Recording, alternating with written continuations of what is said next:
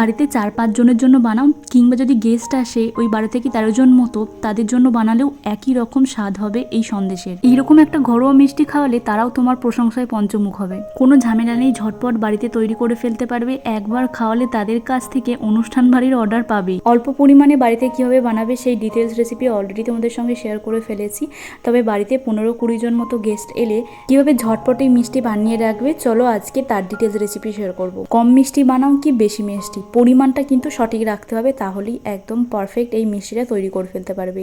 1 litre দুধে ছানা কেটে নিয়েছি ভিনিগার দিয়ে, তারপর ভালো করে একটু ঠান্ডা জল দিয়ে ধুয়ে নিয়েছি। ভিনিগার দিয়ে ছানাটা কেটেছি যাতে এর মধ্যে কোনো রকম টক ভাব না থাকে, তাই 2-3 বার জল দিয়ে একটু ভালো করে ধুয়ে নেবে।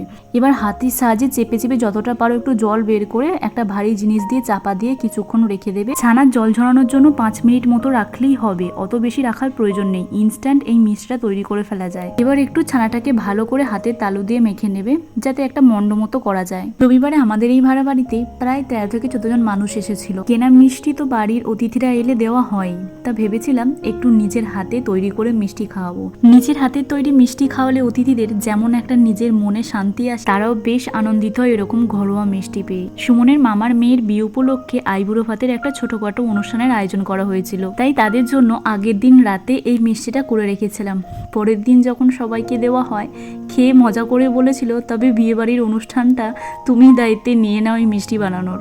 যতটা পরিমাণ ছানা নেবে ঠিক ততটা পরিমাণে গুড় নেবে। অল্প একটু জল দিয়ে গুড়টা ভালো করে ফুটিয়ে মেখে রাখা ছানাটা দিয়ে ওই গুড়ের সঙ্গে মিশিয়ে ভালো করে কিছুক্ষণ ফুটিয়ে নিয়ে 3 থেকে 4 চামচ মতো আমুল দুধের গুঁড়ো দেবে। সমস্ত কিছু একটু হ্যান্ড বিটার দিয়ে ভালো করে মিশিয়ে নিয়েছি। তারপর একটা স্টিলের থালায় ঘি মাখিয়ে সন্দেশটা টোস্ট করে রাখা ড্রাই ফ্রুটসগুলো গুঁড়ো করে দিয়ে দিয়েছি।